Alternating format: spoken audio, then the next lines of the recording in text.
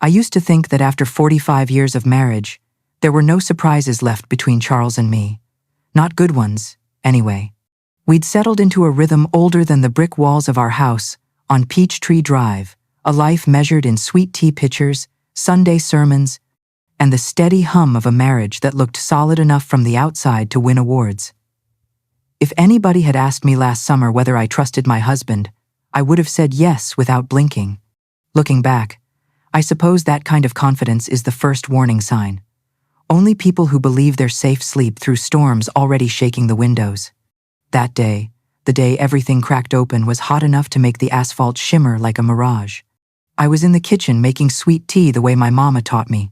So sweet your teeth ache before the glass even touches your lips. Charles came through, jangling his keys, talking about errands and old man time, which usually meant he'd wander the hardware store or sit at Jim's barber shop gossiping like an old hen. It was routine. Too routine. But routine has a way of camouflaging truth. He kissed my cheek quick, distracted, and the screen door slammed behind him. I remember thinking it sounded different that morning. Sharper, colder. I pushed the thought away and went back to the tea. I should have known something was off. Saturday had always been ours. Lunches on the back porch, hummingbirds fighting over my feeders. Silly, tiny rituals that, at the time, felt like proof of a marriage working as intended. But for months he'd been slipping out with excuses so thin you could see sunlight through them. New cologne. Late-night phone calls. A sudden interest in fishing gear he never used. The signs were there. I was simply too used to loving him to recognize them. It wasn't suspicion that pushed me out the door. It was something embarrassingly domestic. His blood pressure pills. The bottle sat on the counter, unopened, and the doctor had been very clear. Miss a day, and his pressure would spike worse than Georgia heat in August. I grabbed the little orange bottle and hurried to the garage, hoping to catch him before he left the neighborhood. His car was gone. I stood in that empty garage, the air thick as syrup, and debated whether to call. Then I remembered that stuck glove compartment. He'd complained about it enough times for it to live rent-free in my mind. I figured I could fix it for him. A small kindness in a long marriage full of them. That small kindness ruined everything.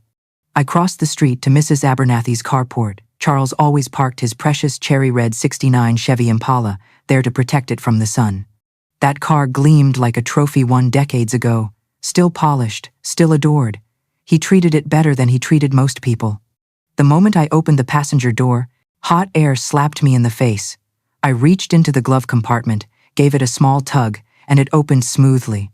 Too smoothly, not sticking at all. That was the first clue. The second came in neat, foil-wrapped squares, tumbling onto the leather seat.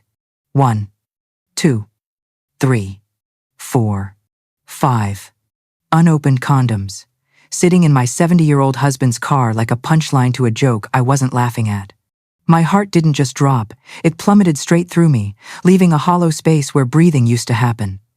The world went quiet in the strangest way. Mrs. Abernathy's wind chimes.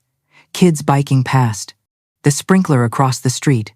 All of it faded until only those 5 packets existed, accusing me in the sunlight.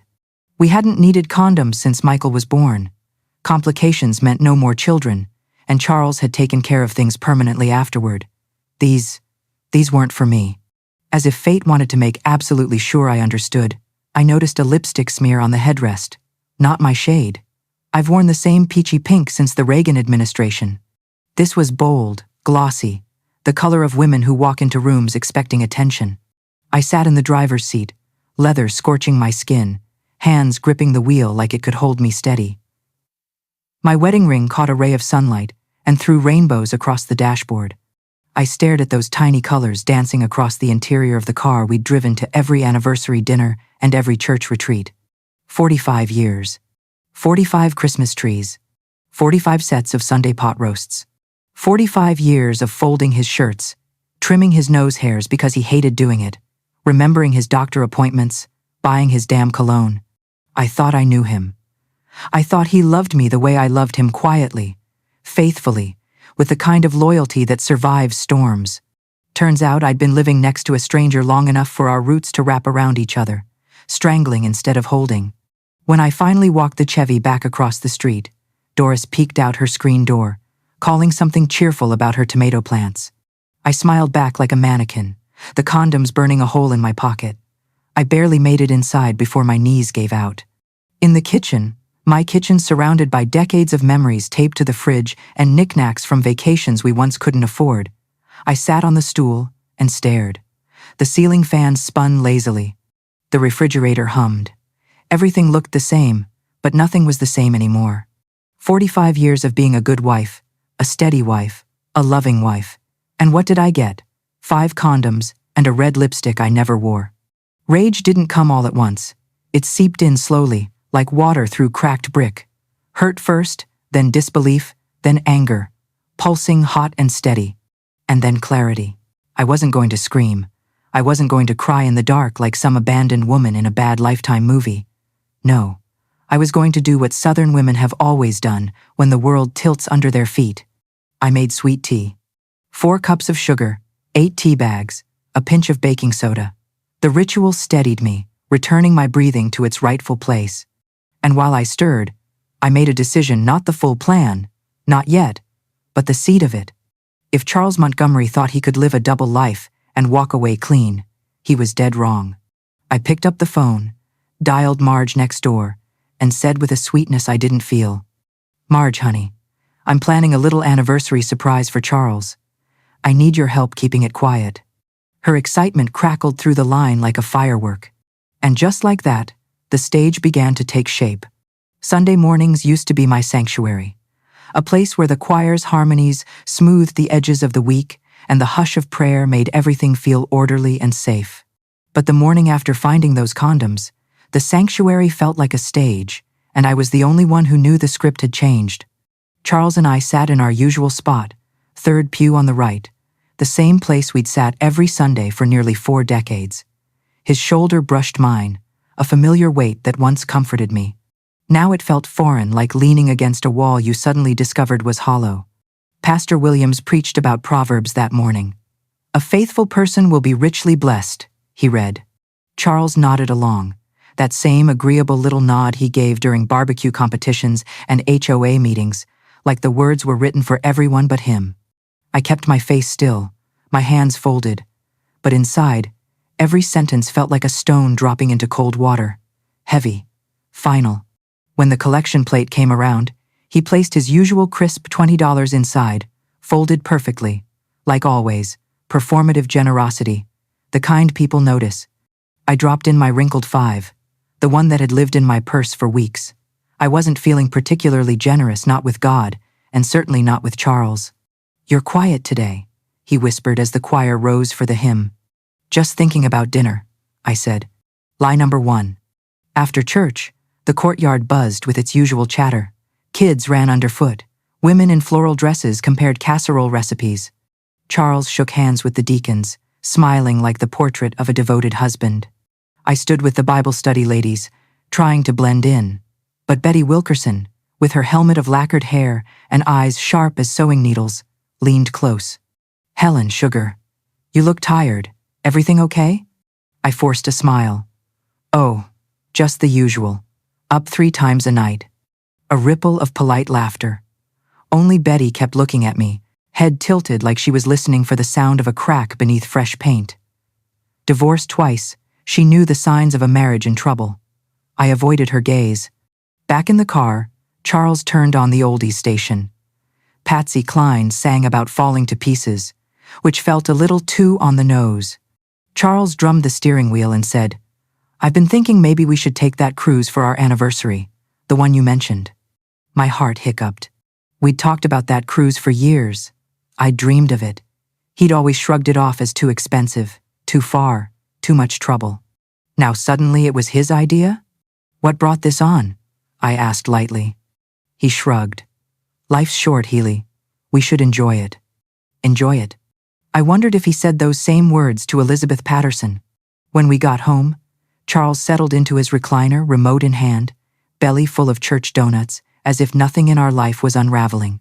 I stood in the hallway and watched him for a moment, wondering how many times I'd mistaken familiarity for happiness. I needed the truth. Not his version, the real one. So I did something I'd never done in 45 years of marriage. I followed him. Monday morning, I called my sister Judy in Savannah. If there was one person who didn't sugarcoat reality, it was her. "Morning, Helen," she chirped. "What's got your pantyhose in a twist this early?" "Jude, did you ever suspect Charles was cheating on me?"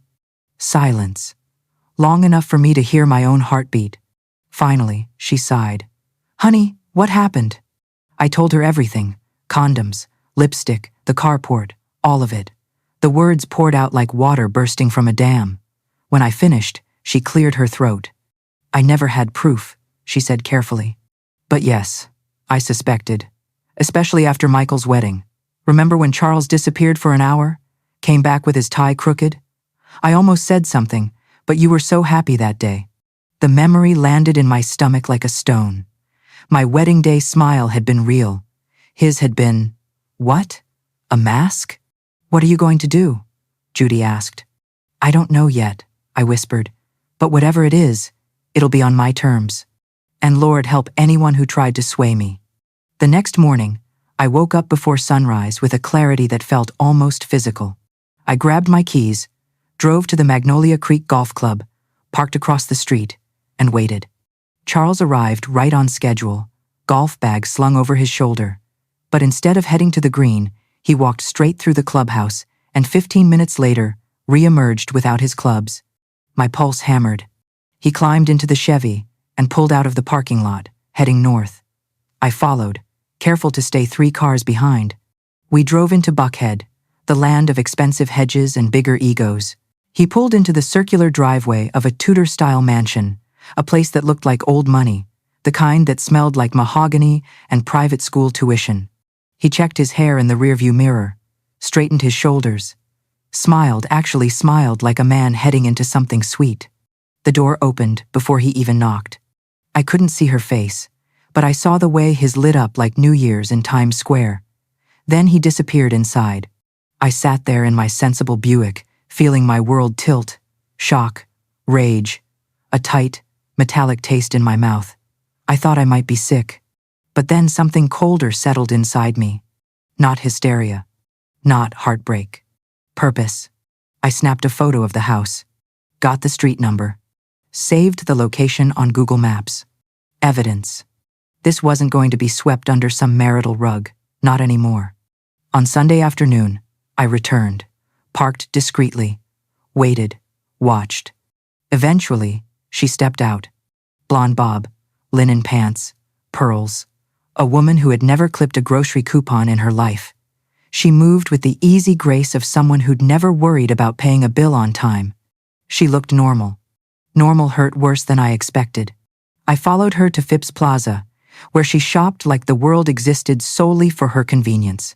In Nordstrom, the saleswoman greeted her as Mrs. Patterson, a doctor's wife. Of course she was. But the blow came later, when she sat at a cafe with a glass of Chardonnay, checking her watch. And Charles arrived. My Charles. He bent down and kissed her cheek like he'd done it 1,000 times. They talked, touched, leaned close. His hand brushed her hair back in a gesture so familiar I felt something tear inside my chest. This wasn't just infidelity. This was intimacy. I ducked behind a potted palm and bit down on the inside of my cheek until I tasted blood. I no longer felt like a wife betrayed. I felt like a woman waking up. When I finally walked out of that mall, the world looked different, sharper, colder. I wasn't naive Helen anymore, the church-going woman everyone envied. I was a woman with a mission. And Charles had no idea his time was running out. I didn't sleep much the night after seeing Charles at the mall. Every time I closed my eyes, I saw him brushing that woman's hair back so gentle, so familiar, like a gesture that belonged to me once and had quietly migrated to someone else. By sunrise, something inside me had shifted completely. Not broken, just rearranged. I wasn't going to confront him crying at the kitchen table. I wasn't going to beg him to explain. The man who once shared my life had built a secret one under my nose, and he didn't deserve my tears. What he deserved was truth made visible. Not whispered, not hidden. Visible. And I would be the one to make it impossible for him to lie ever again. The first step toward that truth came in the form of a Walmart burner phone. I drove to the one on Moreland Avenue, far enough from Peachtree Drive that I wouldn't run into church acquaintances or Marge's gossip squad. I paid in cash, peeled off the activation sticker, and for the first time in my life felt like a character in those crime shows Charles used to love. Back in the car, I dialed the number I'd found in my old address book, Burns Investigations. The voice on the line was crisp, professional, and not at all what I expected. Shanice speaking. Shanice, this is Helen Montgomery. I worked with your mother at Peachtree Elementary. There was a beat of recognition. Mrs. Montgomery, I remember those Christmas cookies you used to bring to the teacher lounge. Her warmth steadied me. What can I do for you? She asked. I swallowed. Even saying it felt like stepping off a cliff. I need proof that my husband is having an affair. Photos, dates, times, everything. Silence, then a softer voice. I'm sorry you're going through this. Come in today at 2. We'll talk. We hung up. My hands trembled for a moment, not with fear, but with adrenaline. I wasn't the passive wife anymore. I was the storm coming. Before heading home, I made a second call, this one to Marge. Oh, honey, everyone's so excited about the anniversary surprise, she squealed. The Johnsons are bringing deviled eggs, and Pastor William said he'll prepare a special blessing. That's perfect, I told her, smiling into the phone, though it wasn't a smile of joy. Remember, it's a surprise for Charles. Don't breathe a word. My voice was sugar-sweet. My intentions were not. Of course, Marge said. My lips are sealed tighter than Betty Watson's pickle jars. I thanked her and hung up. Let them all gather. Let them all believe. The more perfect they thought the marriage was, the harder the truth would land. At 2 o'clock sharp, I stepped into a small office over a dentist's clinic in Midtown. Shanice Burns greeted me with a firm handshake and eyes that suggested she'd seen 100 variations of my story. Tell me everything, she said simply. So I did. The condoms. The lipstick. The mall. The Tudor house in Buckhead. Elizabeth Patterson, the doctor's wife. She wrote quickly, asking questions that pierced through my scattered memories like needles stitching a clean line. And what do you want from this investigation? She finally asked. I took a breath. I don't want closure. I want proof, undeniable proof, and I want it soon. She nodded. We can do that. How long? A few days. Infidelity leaves patterns and paper trails. She paused. Are you planning to divorce him? I hesitated. The truth was complicated. I'm planning, I said softly. What comes after depends on what you find, and it would depend on what I decided he deserved. We settled on a fee, $600. I pulled 3 crisp hundreds from the false bottom drawer in my jewelry box, my mother's emergency fund wisdom now fueling my revenge. When I left the office, I felt lighter, not because anything was fixed, but because, for the first time, I wasn't being deceived in silence. I was moving, acting, choosing myself. The next few days were agony and anticipation braided together. I played the role of wife, as if reading from a script I knew too well. Breakfast at the table, sweet tea on the porch, polite conversation during Braves games. Charles drifted around me like a man, unaware that the ground beneath him was softening into mud. I prepared the party slideshow with Marge, 45 years of memories frozen in photos that suddenly felt like artifacts from someone else's life. Our wedding kiss. Baby Michael with his tuft of dark hair. Trips to Niagara Falls. Anniversaries, beach vacations, Sunday dinners, Christmas mornings. Every picture felt like a promise he'd broken. But still, I arranged them carefully because the more perfect this marriage looked to everyone else, the sharper the knife would feel when I twisted it. 3 days later, the burner phone buzzed. Package ready. My heart hammered. I told Charles I had lunch plans with the book club ladies. Lie number 2. The July heat beat down on the pavement as I drove to Shanice's office again. My palms were sweating even though the air conditioning was blasting.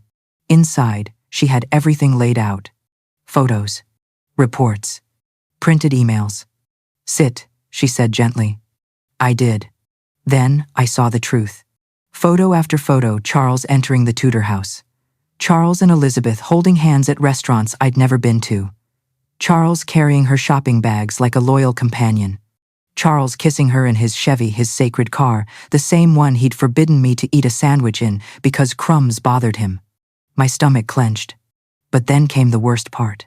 He has a separate bank account, Shanice said, tapping the report. Small transfers over 18 months. Altogether around $30,000. I felt my pulse in the tips of my fingers. And this, she added, sliding over a printed email. If you weren't sure before, this confirms everything. One-way tickets. To the Cayman Islands. Departure next month. He wasn't just cheating. He was planning to leave me. Leave me at 67, with half a life's worth of memories and none of the future we'd imagined. Leave me without retirement security. Without explanation. Without dignity. I stared at the photos until they blurred. Are you okay? Shanice asked, voice low. I nodded. Yes, I said. Now I am. Because now I knew exactly what needed to happen. She gave me a second envelope, copies of everything, plus a USB drive. Whatever you decide to do, she said, don't doubt yourself. I wouldn't. Not anymore. On my way home, I stopped at Walgreens for a giant poster board and markers. Then, at Office Depot, to make enlarged versions of the most damning photos. By the time I reached our driveway, I had everything I needed. Charles wasn't home. Probably at golf. I spread the materials across the dining table and began arranging the photos on the poster board. The glue, the markers, the evidence they formed something sharp, something righteous, something that wasn't just revenge. It was justice. This wasn't going to be a quiet confrontation. It wasn't going to be a whispered argument behind closed doors. It was going to be a revelation. And the anniversary party, our perfect anniversary party, would be its stage. When I was younger, I used to hear women joke about poisoning their husband's food, just Southern humor, the kind that gets passed around over casseroles and sweet tea. I never imagined I'd stand in my own kitchen decades later, staring at a cabinet full of medications, actually considering how to make a man suffer. Not fatally, not even dangerously. Just appropriately. Finding out your husband is planning to run off to the Cayman Islands with another woman does something to your soul. It unlocks a part of you that's been sleeping quiet, capable, and more cunning than you expected. I wasn't the hysterical wife in a Lifetime movie. I didn't throw things. I didn't scream.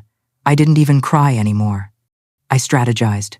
Phase 1 began Thursday morning, the moment Charles stepped into the shower.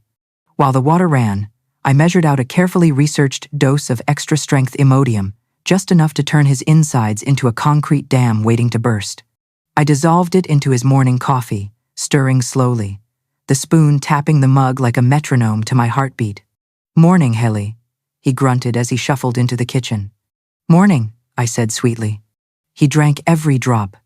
Over the next few hours, I watched him shift in his recliner, pressing his hand to his stomach. He grimaced at the TV, got up, sat down, got up again, like a man with a pebble in his shoe and no idea where it came from. Stomach bug going around, I told him with feigned concern. He nodded miserably. Oh, I feel it. That was the point. While he nursed his fictional illness, I drove across town far away from gossiping neighbors to continue Phase 2. Walmart, Kroger, CVS, shopping list from hell. Extra strength Imodium. X-Lax. Laxative tea. Magnesium citrate. Prune juice. And a body wash I could slip things into if needed. I placed everything in the cart with the precision of a surgeon. The cashier gave me a look. Someone's having a rough week? I smiled sweetly. My poor husband. His stomach, bless his heart. She nodded sympathetically. If only she knew. Back home, I hid the supplies behind the guest towels in the linen closet. The same guest towels Charles always said were for show. This felt fitting. Then came the cake. Not from our usual bakery, Charles might have noticed that. I drove clear across the city to a shop recommended by Shanice. The baker was young, cheerful, and probably confused by my request. You want a single figure? Just the woman? Yes, I said, standing tall, confident, alone. No bride and groom holding hands. No romantic swirls of icing. Just a woman free. She blinked twice but didn't ask questions. When she boxed it up, she said, "Special occasion?" I smiled. A very special one. That afternoon, I met with Marge and the other neighborhood women at the community center to finalize decorations. Blue and silver everywhere, Charles's favorite colors, ironically. Twinkling lights. Tablecloths starched just so. Even a slideshow screen set up at the front to display decades of happy memories. Marge, I asked, did you get the photos I dropped off? Oh yes, they're beautiful. Everyone's going to cry. Oh, they were going to cry. All right. But not for the reasons, she thought. By Friday, the Imodium had fully built up in Charles's system. He shifted uncomfortably whenever he sat down, stood up too quickly, winced every time I asked how he was feeling. Should I call the doctor? I offered sweetly. No, he muttered, just indigestion. Indigestion. A poetic word for karma. That evening, I doubled the dose. Saturday would be the crescendo. A symphony of consequences. While he groaned in his recliner, I slipped into the bathroom and added a small amount of magnesium citrate into his body wash. Not enough to notice the smell or texture, just enough to join forces with what was already brewing inside him. He showered. I listened, and the universe shifted a little more in my favor. Saturday morning dawned like God himself turned up the stage lights. The birds were cheerful, the air warm and golden, and inside our house, Charles was dying. Not literally, just in the I've made a terrible mistake kind of way. Didn't sleep, he groaned as he stumbled into the kitchen. Oh no, I said tenderly, placing a plate of pancakes and bacon down for him. Eat something. The pancakes were laced. The syrup was laced. The orange juice was laced. The coffee? Extra laced. He ate everything. Halfway through breakfast, he froze and gripped the table. You okay? I asked, masking the victory singing in my bloodstream. Think I'm coming down with something, he whispered. You poor thing. I kissed his forehead. It felt symbolic, like laying a hand on a man already half buried. With Charles anchored to his recliner and groaning into his sports section, I slipped out to the community center. Inside, the room shimmered with blue lights and carefully arranged tables. Neighbors bustled around carrying trays of food, adjusting centerpieces, laughing, chattering, expecting a celebration for a couple they admired. A celebration. But not the one they imagined. Everything looks perfect, Marge beamed. Charles is going to be so surprised. He will, I said softly, more than she'd ever know. Then Michael appeared behind me, my son, the one good thing Charles and I ever truly built together. He hugged me tight. Dad has no idea, right? He's going to love this. I swallowed. He'll never forget it. For once, I wasn't lying. For hours we prepared. I placed the cake at the front, checked the slideshow equipment, positioned the poster board covered with a drape in the exact center. Everything in place. Every piece ready. At 3 o'clock sharp, I called Charles. Honey, can you stop by the community center? There's a broken light in the bathroom. Marge thinks you can fix it. He groaned, miserable. Helly, I'm sick. I know, sweetheart, I cooed, but it really needs you. 15 minutes later, he texted. On my way. When he drove up, pale and sweating, and stepped into that dark hall, calling my name confused, hurting, completely unprepared, my hands didn't shake. Not even once. Everyone hide, Marge whispered. 40 people ducked behind tables. The lights came on. Surprise. And as I watched Charles's face freeze, shock, guilt, panic, all rising like a tide, I felt something settle inside me. Not joy. Not triumph. Just justice. Slow, deliberate justice. The moment the lights flicked on and 40 people jumped from behind tables yelling, "Surprise!" Charles actually looked touched. For half a second, he smiled a small, shaky smile that almost made him look like the man I married decades ago. Then he saw me. Just me. Standing in the center of a room decorated to honor a marriage he'd already abandoned. And something shifted in his eyes. Guilt. Recognition. Fear. He tried to hide it behind a polite grin, but I knew him too well. I had spent more years studying the changes in that man's face than a scientist spends studying weather patterns. Helen, he rasped, voice thin. You did all this? Yes, I said, keeping my tone soft, pleasant. For us. His stomach growled so loudly the people nearest us actually glanced over. He swallowed hard. Can we, talk? Maybe in private?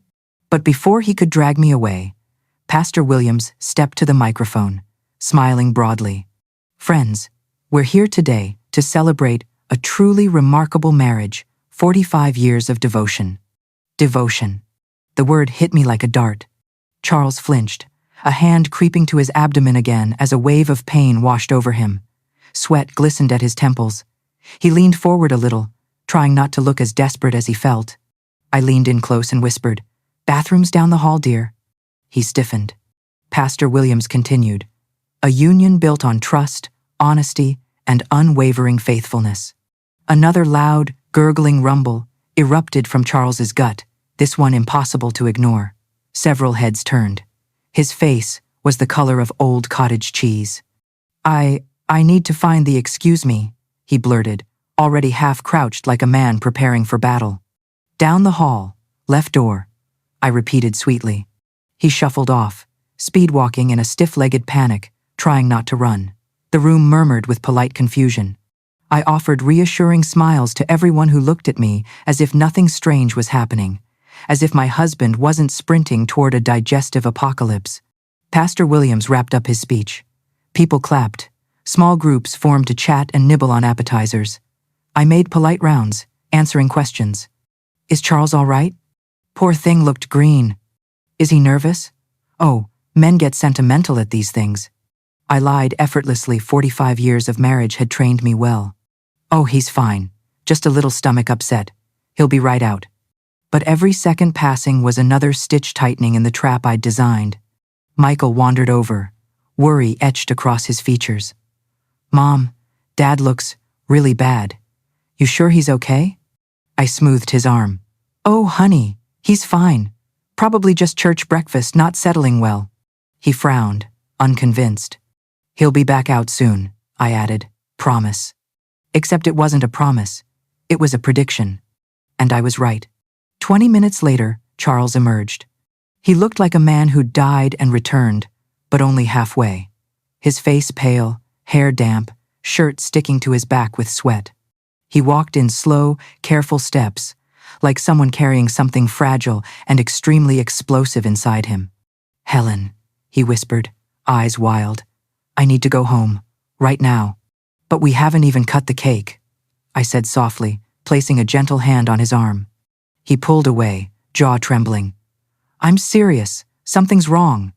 "Yes," I whispered, looking straight into his panicked eyes. "There is." He didn't understand the meaning. Not yet. Before he could protest further, Marge's husband clinked his glass. "All right, everyone, cake time." Guests gathered around the table, phones raised, cameras ready. The cake, a beautiful 3-tiered creation with the single-woman topper, was rolled out like the centerpiece of a royal celebration. Charles stared at the topper, confused. "Helen, why is there just one figure?" "You'll understand," I murmured. He blinked rapidly. Sweat dripped down the side of his face. Someone handed him the cake knife. He could barely hold it. His hand shook. But before he could cut into anything, not even the air, I stepped forward. "Wait," I said, projecting my voice over the crowd. "If you don't mind, I'd like to say a few words first." A chorus of supportive murmurs rippled through the room. Charles stared at me, eyes wide, a man sensing danger but too sick to run. I walked to the microphone, stood tall, smoothed my dress, and exhaled. "Thank you all for coming today," I began. "I know you're here to celebrate 45 years of marriage. 45 years of what was supposed to be love and fidelity." The tone on "supposed to be" made several heads tilt. Charles took a shaky step toward me. "Helen, please don't." "Oh, I will," I said, my voice cool and steady. I reached behind me and pulled the cloth off the poster board. The room gasped. There, in glossy, enlarged photos, Charles entering Elizabeth Patterson's Tudor house. Charles at restaurants holding her hand. Charles kissing her in his Chevy. Charles carrying her shopping bags like an obedient little puppy. Every angle, every lie, every betrayal, displayed for the world to see. Elizabeth's name in large block letters. The date of the one-way Cayman tickets printed beneath. Michael's voice broke through the silence first. "Dad, Is this real? Charles turned toward our son, face ashen.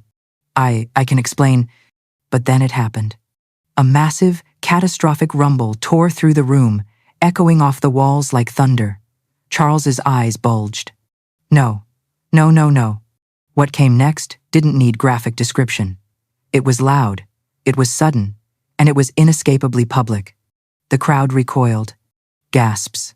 Cries. Shock. Silence. Charles Montgomery, devoted husband, church leader, neighborhood saint, lost control of everything in front of 40 horrified witnesses. I didn't move. I didn't gloat. I simply watched, serene, a woman who had already mourned the marriage weeks ago. Justice wasn't always elegant. Sometimes it was messy. Sometimes it stank. Today, it was both. In the chaos, Michael helped me sit. Mom, why didn't you tell me? Some journeys, I said softly, you have to walk alone. He looked toward the bathroom where Charles had run, humiliated beyond anything he'd ever imagined. Did you do something? A little something, I admitted. Nothing dangerous, but very effective. Michael shook his head in disbelief. Remind me never to cross you. You got that from my side of the family, I said. 30 minutes later, Charles returned, clothes ruined, soul shattered, eyes hollow. Michael refused to let him drive. I'll call you a cab, he said sternly. Charles looked at me, voice cracking. Helen, what I did, what you did, we need to talk. No, I said. We don't. He opened his mouth again. We're done, Charles. Pack your things tonight. You leave tomorrow. He swallowed, nodding helplessly. As he reached the door, I added, and Charles, don't forget your blood pressure pills. Even then, even after everything, old habits lingered like ghosts. He left without another word. And for the first time in 45 years, the air around me felt clear. That Saturday morning broke over our house like a judgment call from the heavens, bright, merciless, and impossibly clear. I woke before the alarm, before the cicadas, before even the old house began its usual creaks. For a second, just 1 second, I let myself lie still and pretend this was any normal anniversary morning. 45 years of routine doesn't die easy. But then the truth slid back into my chest like a knife returning to its sheath. Today was the day. The day Charles Montgomery would finally confront the truth. He'd been running from his lies, his double life, his affair, the quiet cruelty of years spent leaving me emotionally alone while pretending we were a team. And I, Helen Montgomery, Peachtree Drive's resident, sweetheart, the one folks assumed never raised her voice, the woman who kept peace even when she was bleeding inside, would stop pretending. The kitchen felt colder than usual as I moved around making breakfast. Pancakes, bacon, freshly squeezed orange juice, and Charles's favorite dark roast. Thick steam rose from the plates. It all looked normal, pretty even. A perfect Southern wife's spread. Only one thing wasn't normal. Every bite, every sip, every swallow Charles would take this morning had a very specific job, making sure he wouldn't forget this day for the rest of his life. When he shuffled in hair rumpled, face pale, one hand rubbing at his stomach, he looked like a man already carrying regret in his bones, but not enough regret. Not the kind that stops a man from cheating, or stealing, or lying to someone who trusted him with her whole youth and adulthood. Morning, he mumbled. You look tired, I said, giving him a warm smile that didn't reach my eyes. Stomach's been off all night. Must have been that chili dog yesterday. If only. He reached immediately for the orange juice, downing half the glass without a second thought. Then the coffee, then the pancakes. I almost felt bad watching him eat so hungrily, the way a condemned man might savor a last meal without knowing it. Almost. By noon, he was pacing the living room, sweat beading along his hairline. The constipation from the last 2 days had tightened every nerve in him like a guitar string pulled too far. And now the laxatives would start a war inside him. Maybe we should stay home today, he muttered, my stomach's tearing me apart. I placed a gentle hand on his arm, the picture of wifely concern. Oh, honey, it'll settle. Besides, Marge really needs your help with that light fixture at the community center. You know how she gets. He stared at me, hesitating, some instinct whispering that something about today was off. But guilt makes men foolish, and fear makes them obedient. He grabbed his keys and left. I followed 20 minutes later. The community center was glowing. Blue and silver streamers, soft lights, tables arranged like we were hosting the mayor. Friends, neighbors, church families' faces, I knew better than my own, all huddled behind chairs and pillars, ready to shout, "Surprise!" They all thought they were celebrating love. Bless their hearts. Charles walked in, already sweating, already clutching his stomach like something vicious was twisting inside him. When everyone jumped out cheering, he nearly toppled backward. He tried smiling through the pain, tried pretending. He always did like pretending. The speeches began. Pastor Williams praised 45 years of devotion, love, loyalty. Each word felt like a hammer striking an anvil. Charles turned greener with every syllable. He leaned toward me. "Helen, bathroom, now." I pointed to the hallway. On purpose, it was the furthest possible door. He staggered off, half running, half waddling. The room murmured, confused. I simply smiled. 20 minutes later, Charles emerged looking like he'd fought 3 wars in a frontier outhouse and lost every battle. His hair was plastered to his forehead. His shirt was damp. His dignity was already slipping through his fingers. "Helen," he whispered urgently. "I need to go home.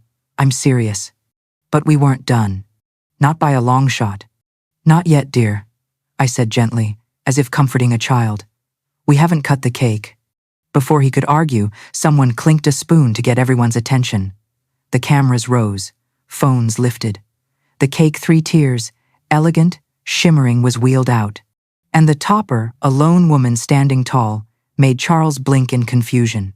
"Helen, what is this?" "Oh, you'll understand soon enough." I stepped to the microphone.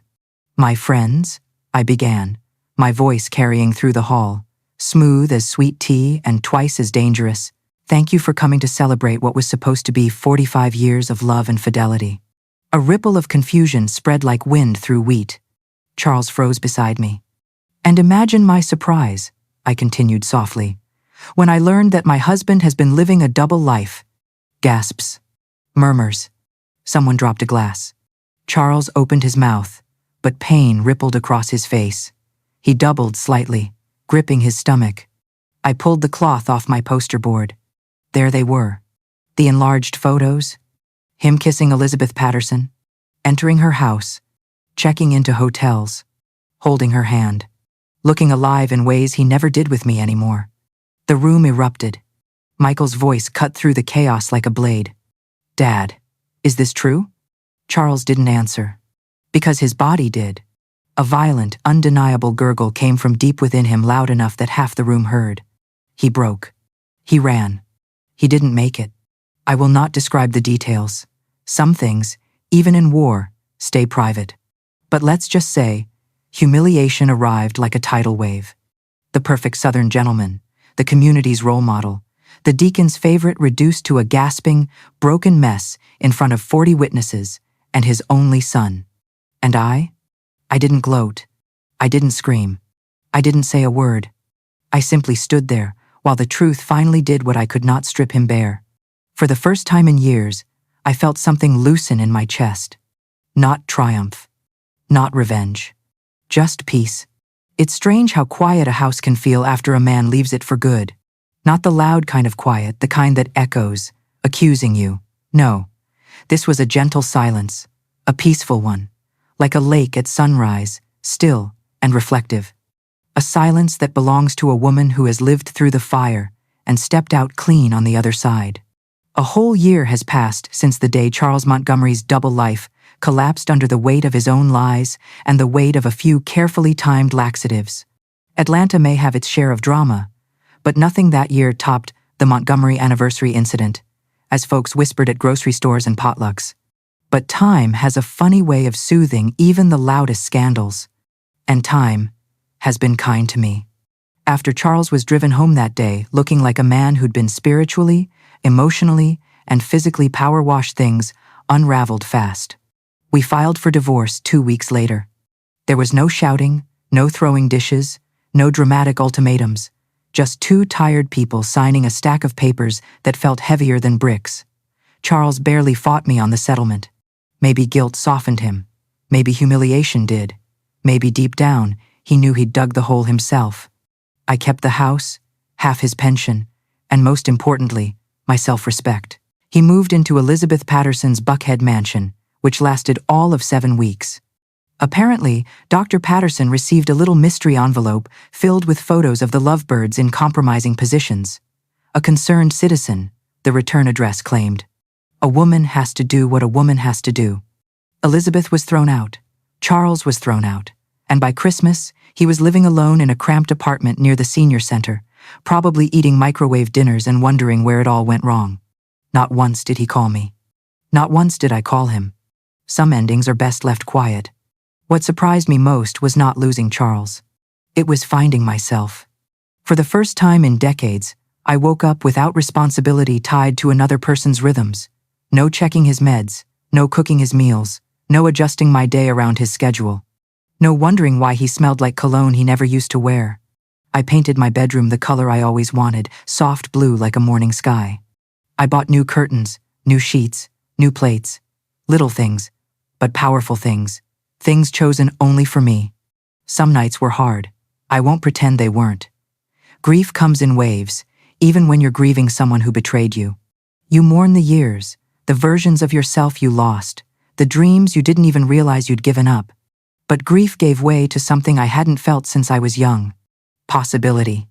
My sister Judy moved in for a month, marching around my house like a general, helping me sort Charles's things into boxes. She helped me repaint, reorganize, even taught me how to use those fancy smartphone apps Michael kept insisting were so simple, Mom. We cried. We laughed. We drank too much wine on the porch while the magnolia leaves rustled overhead. You're grieving a life, not a man, Judy told me, swirling her glass. She was right. But grief doesn't have the final word. The neighbors reacted like neighbors do. Some whispered, clutching their pearls, saying I'd gone too far humiliating a man of his age. Others hugged me hard at the mailbox. Marge brought casseroles every Sunday. Betty Wilkerson showed up with margaritas and gossip about her own no-good ex-husband. I lost my place in Pastor Williams's choir, apparently Jesus forgives, but the church ladies do not. That was fine. I joined a new church across town, with a woman pastor who preached less about forgiving your enemies and more about reclaiming your power. I think Jesus would approve. Michael calls more than he used to. Losing the illusion of his father made him realize time with the people who actually show up for you is precious. He's even talking about moving back to Atlanta and starting his own tech company here. I don't push him, but secretly, I'd like that very much. And then there's Harold. I joined a walking group at the park, mostly women my age, but a few men too. Harold lost his wife 2 years ago. He walks slow, talks soft, and listens like every word matters. We shared coffee one morning, then another, then another. He didn't try to kiss me the first time, just smiled warmly and said he enjoyed my company. It shocked me how much I wanted him to kiss me. Last week, he took my hand while we walked around the lake. His palm was rougher than Charles's ever was, his touch steadier too. I didn't pull away. I didn't rush either. I'm 68. I'm in no hurry. Life finally feels like something I can savor. And then there's the trip. The Grand Canyon had been on my bucket list for decades, a place Charles always said was too far, too big of a trip, too expensive. So I went alone. Booked the flight with the same money Charles secretly funneled to his mistress fund. The canyon felt ancient and holy. Standing there, wind rushing past me, I felt small for the first time in a good way. Like my heartbreak was just a dot on the timeline of the world. Like life was still wide and open and waiting. I even went on a helicopter tour. The Helen from 5 years ago wouldn't have dared. But the Helen now? She laughed the whole time. I won't lie, some nights I still wonder when it all went wrong. Whether I could have stopped it. Whether the woman I became was somehow too small, too quiet, too predictable. Then I remind myself, I showed up for that marriage every single day. He didn't. I carried the weight. He didn't. I stayed loyal. He didn't. I didn't lose him. He lost me. This morning, I woke in my peaceful blue bedroom, sunlight warming my face. I brewed 1 cup of coffee instead of 2. I walked barefoot to the porch swing, the same swing where I once sat with Charles during summer evenings. Now it creaks only for me. Birds chirped in the magnolia tree. A child laughed somewhere down the street. My house smelled of lemon cleaner and fresh hope. That's when it hit me, clear as the Georgia sky. I am not surviving anymore. I am living, really living. And that, my friends, is the sweetest revenge there is.